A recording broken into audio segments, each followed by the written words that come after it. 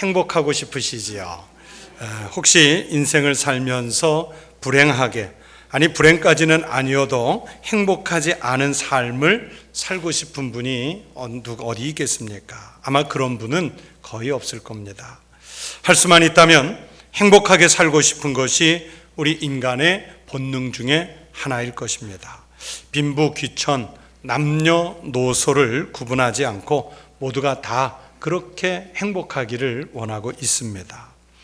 행복하게 살고 싶어서 돈을 버는 일에 힘을 쓰지 않습니까? 젊은이들이 좋은 대학이나 좋은 직장에 가기 위해서 애를 씁니다. 왜 그렇게 합니까? 그렇게 되면 행복할 수 있는 조건이 갖추어지는 것으로 생각하기 때문입니다. 좋은 집, 좋은 차를 갖고 싶은 이유도 그런 것들을 갖추고 있으면 행복할 것이라 하는 생각을 하기 때문입니다. 그런데 정말 삶의 그런 조건들이 풍부해지면 행복해질까요?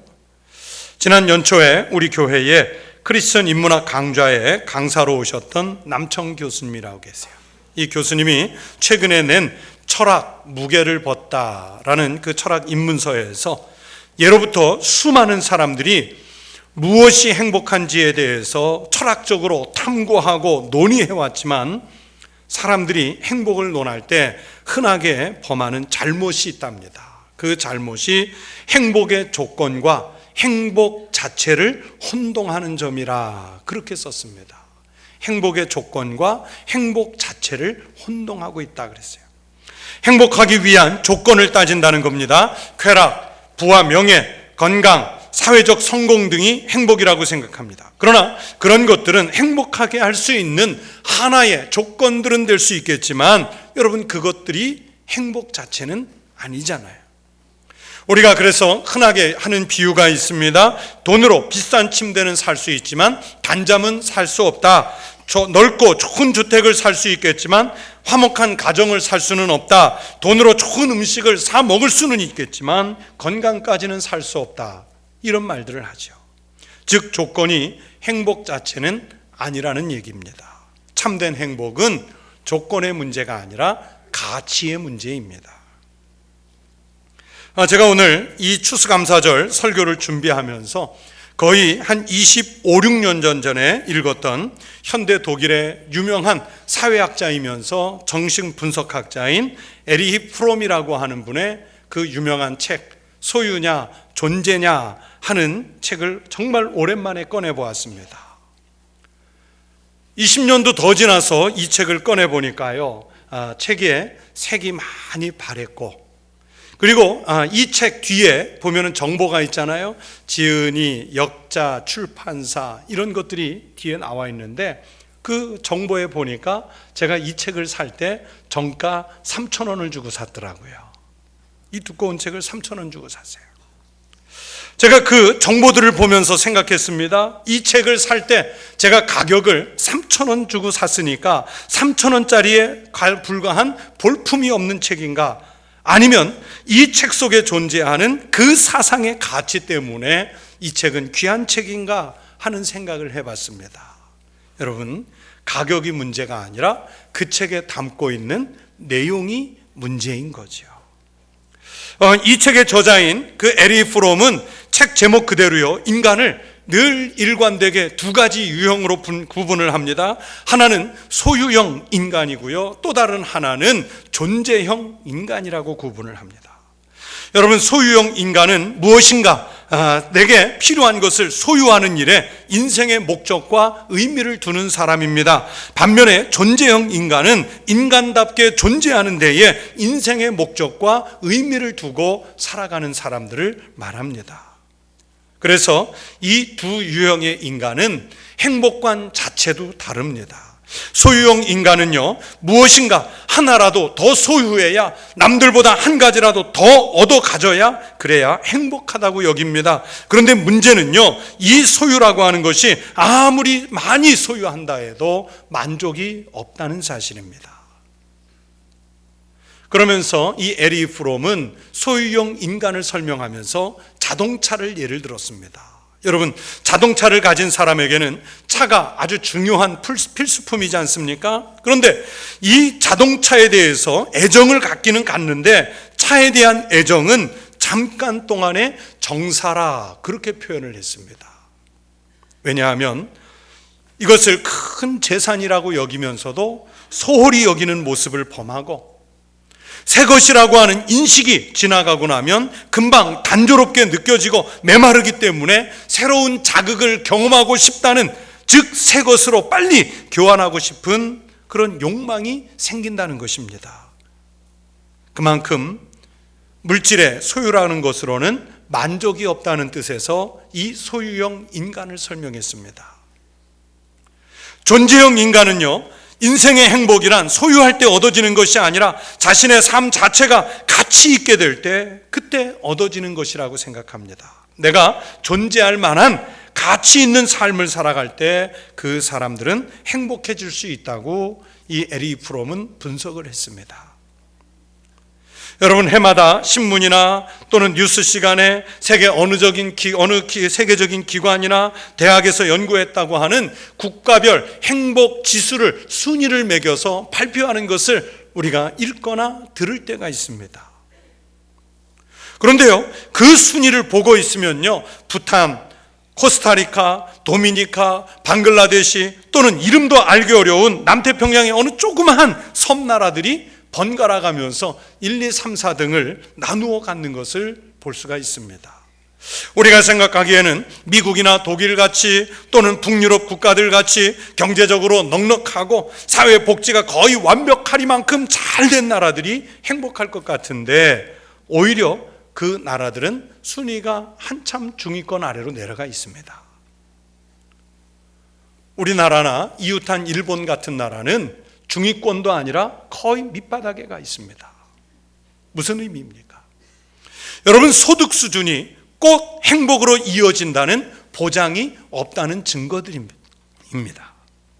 우리는 어떤 존재입니까? 무엇에서 행복을 찾고 싶어 하십니까? 여러분, 우리가 놓치지 말아야 할 중요한 사실 하나는요, 나는 하나님의 형상대로 창조된 존재라는 사실입니다. 하나님의 형상을 가졌다는 것은 하나님 뜻에 부합한 삶을 살도록 창조되었고, 하나님 뜻에 부합한 삶을 살아갈 때 우리가 인간으로서 존재하는 가장 최상의 가치를 우리가 가질 수가 있게 됩니다. 그래서 우리는 세상적인 것을 얼마나 소유했느냐 하는 것이 행복의 기준이 아니라, 얼마나 하나님과 가까이 있느냐, 하나님과 얼마나 밀접하게 동행하는 삶을 사느냐, 하나님의 뜻을 잘 헤아려 살고 있느냐 하는 이런 신앙의 성숙도가 우리의 행복을 결정하는 요인들이 됩니다. 그런데 우리가 하나님 앞에 존재로서 정말 행복하기를 원한다면 그 중에 제일 중요한 요소는요, 다름 아닌 감사입니다. 감사예요. 감사가 있느냐 없느냐의 여부가 그 사람을 행복하게 하느냐 행복하지 못한 삶을 살게 하느냐를 결정하는 제1의 요인입니다. 오늘 그래서 성경을 통해 하나님이 우리에게 말씀하십니다. 범사에 감사하라. 이것이 그리스도 예수 안에서 너희를 향하신 하나님의 뜻이니라. 여러분, 이 말씀 속에서 범사라는 말은 조건이 없다는 뜻이에요.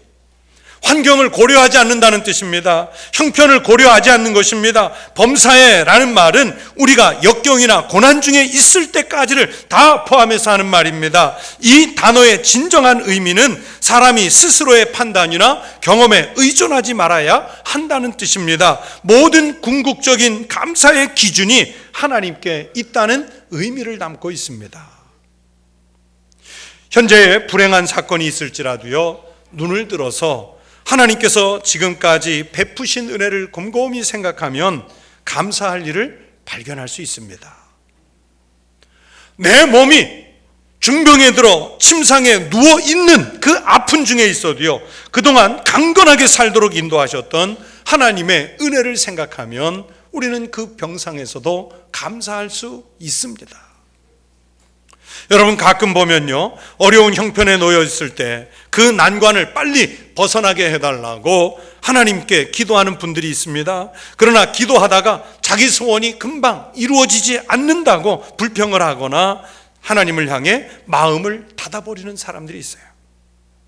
이런 모습은 기도의 참된 의미를 모르는 것입니다. 여러분, 기도는 현재 우리가 누리고 소유한 것에 대한 감사의 마음을 바탕으로 합니다. 그래서 좋은 기도는 감사에서부터 시작을 해요. 그러면서 하나님의 뜻을 찾아야 합니다. 그래서 오늘 성경은요, 그리스도 예수 안에서라고 말씀했어요. 그리스도 예수 안에서. 세상을 살면서 늘 원망을 하는, 입에 불평을 달고 사는 한 젊은이가 있었어요. 나는 왜 가난하게 태어났을까? 왜 내게는 기회가 없을까? 왜 나는 항상 운이 따르지 않을까? 하면서 모든 것을 원망하는 그런 젊은이였습니다. 그렇게 원망을 많이 하는데 어느 날 좋은 소식이 들려오는 거예요. 깊은 산속에 신령한 노인이 살고 있는데 그 노인이 행복을 나누어 준답니다.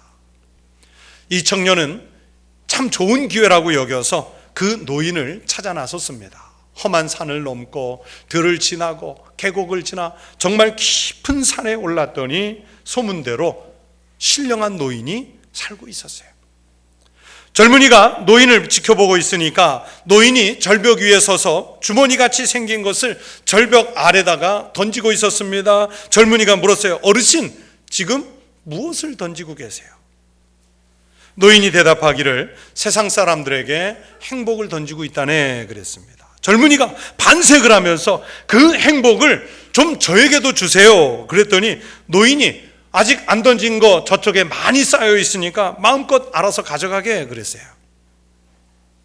젊은이가 그 주머니들이 잔뜩 쌓여 있는 곳으로 가서 자기가 팔을 벌려서 안을 수 있을 만큼의 한 아름을 그 주머니들을 안았습니다. 그런데 그 주머니들을 안고 오면서 보니까 그 주머니들마다 각각 이름이 붙어 있었는데 그 이름들이 하나같이 고난, 아픔, 병마, 실패, 갈등, 이런 이름들이 붙어 있는 거예요.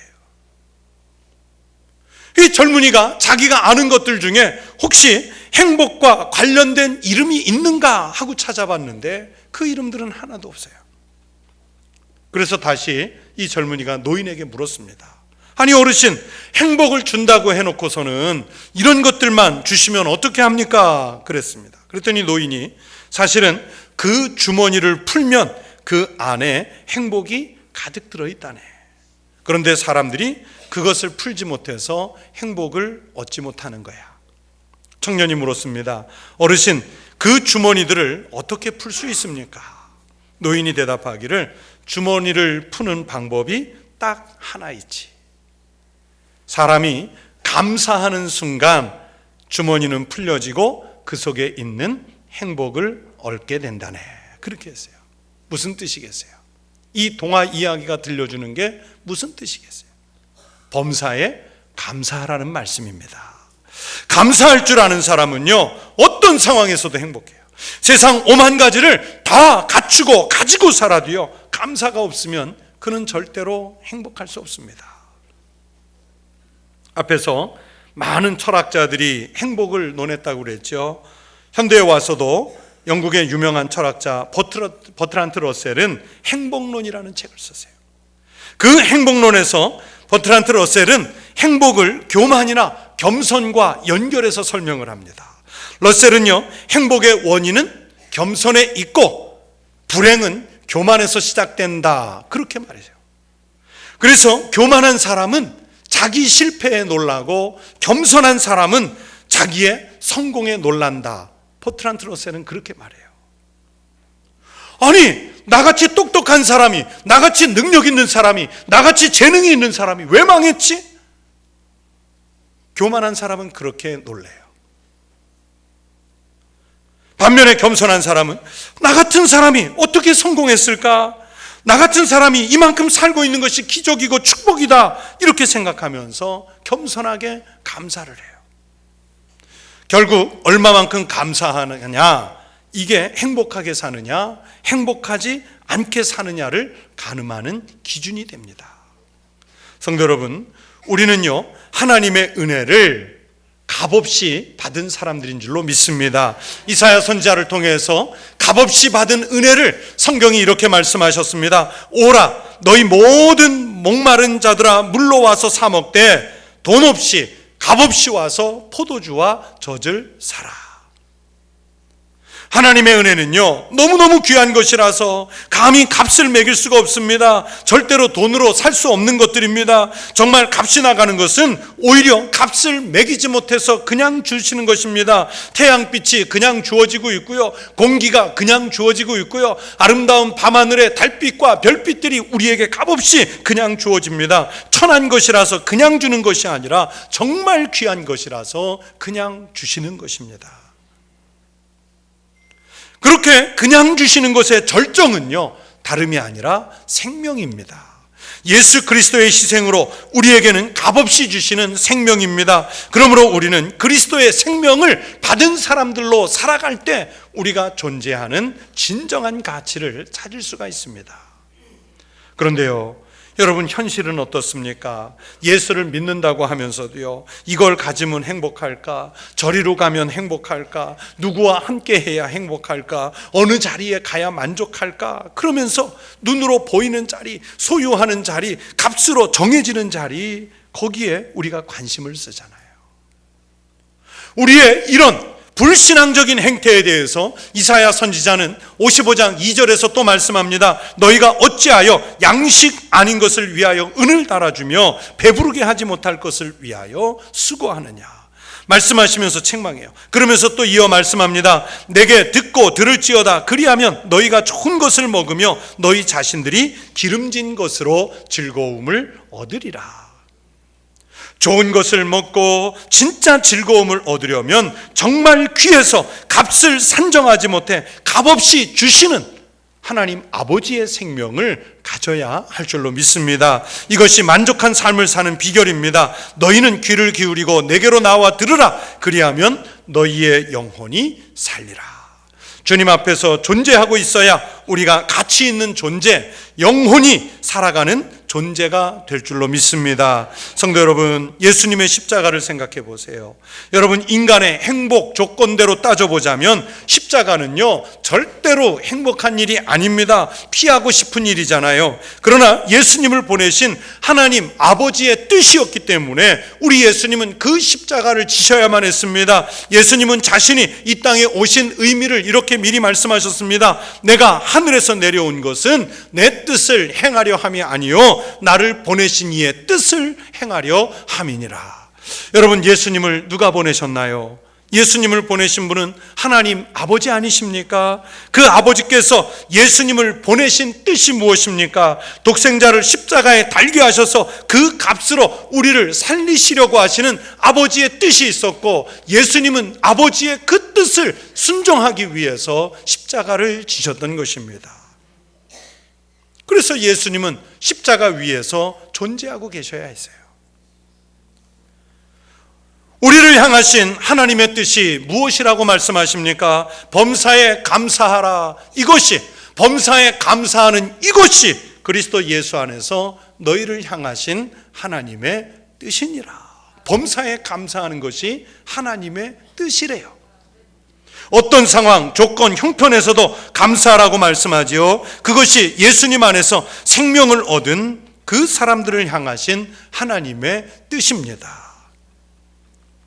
우리 사랑하는 청북교회 모든 성도들이 삶의 자리에서 감사가 넘쳐서 어떤 형편에서도 행복한 삶을 누릴 수 있는 믿음의 성도들이 되시기를 바랍니다. 그 감사하는 삶의 내용 속에 하나님은 더 큰 감사를 일어나게 하실 수 있도록 복을 주시고 붙잡고 인도해 주실 줄로 믿습니다. 범사에 감사하는 삶을 사셔서 하나님 아버지의 뜻을 이루어 가시는 믿음의 소유자들 되시기를 주의 이름으로 축원합니다.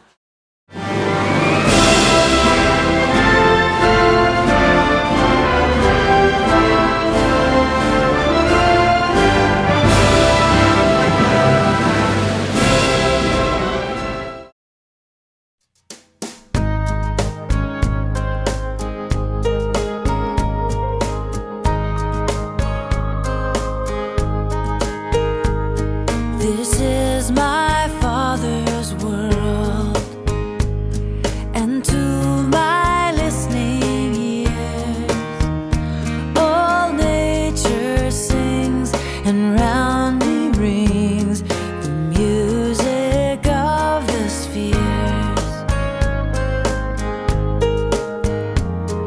This is my Father's world.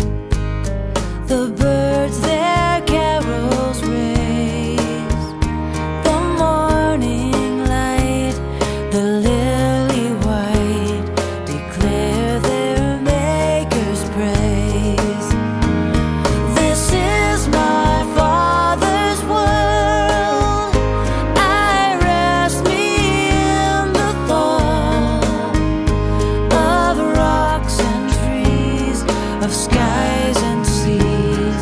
His hand the wonders wrought. This is my Father's world. Oh, let me never forget that though the wrong seems off so strong, God is the ruler yet. This is my Father's world. Why should my heart be sad? The Lord is King, let the heavens ring. God reigns, let the earth be glad.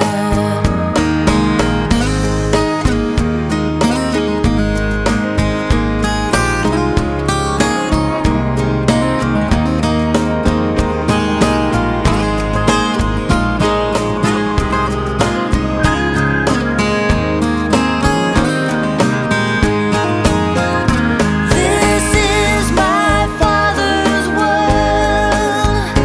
He shines in all that's fair. In the rustling grass, I hear him pass. He speaks to me everywhere. In the rustling grass, I hear him pass. He speaks to me everywhere.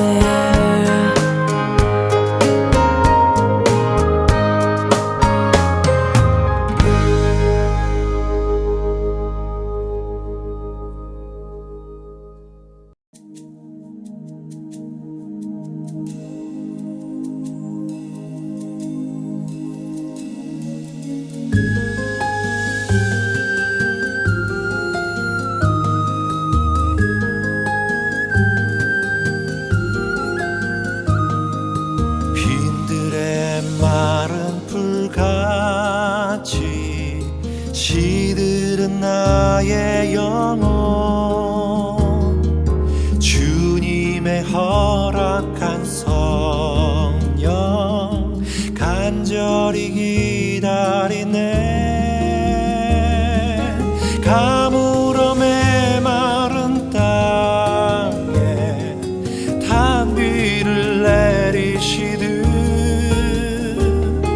성령의 단비를 부어 새 생명 주옵소서.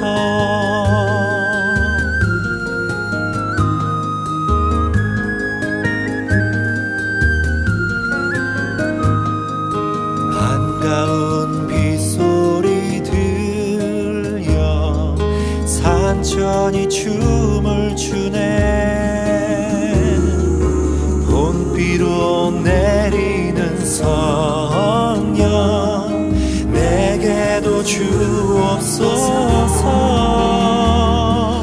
가물어 메마른 땅에 단비를 내리시듯